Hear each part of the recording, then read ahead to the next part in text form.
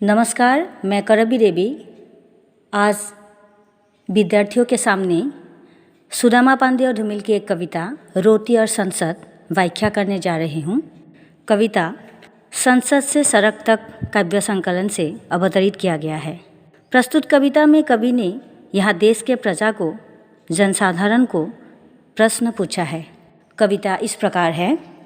एक आदमी रोटी बेलता है, एक आदमी रोटी खाता है, एक तीसरा आदमी भी है जो ना रोटी बेलता है ना रोटी खाता है, वह सिर्फ रोटी से खेलता है।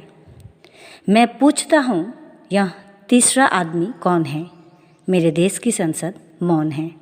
तो यह धूमिल जी की एक छोटी सी कविता है, रोटी और संसद। लेकिन इस छोटी सी कविता में ही उन्होंने हमारे देश, जनसाधारण और संसद की परिस्थितियों को और उसके लिए, देश की समस्या के लिए जो जिम्मेदार है, उसका सुंदर वर्णन किया है। इस कविता के माध्यम से कवि धूमिल ने संसद और देश की मुनाफाखोरी एवं दलाल वर्ग पर प्रहार करते हुए यह कहा है कि आज देश की परिस्थिति और उसके लिए कौन जिम्मेदार है।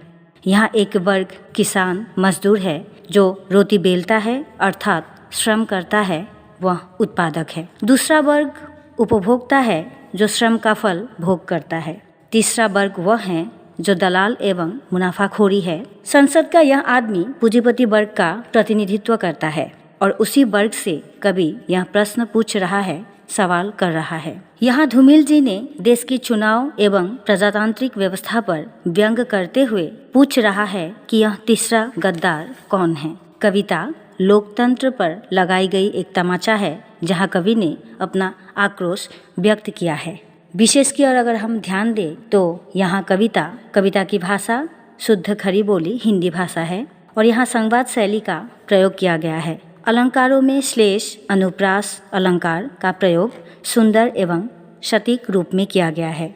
तो आज के लिए इतना ही। अगले कक्षा में मैं धूमिल जी की दूसरी कविता मोचीराम आपके सामने लेकर आऊँगी। धन्यवाद।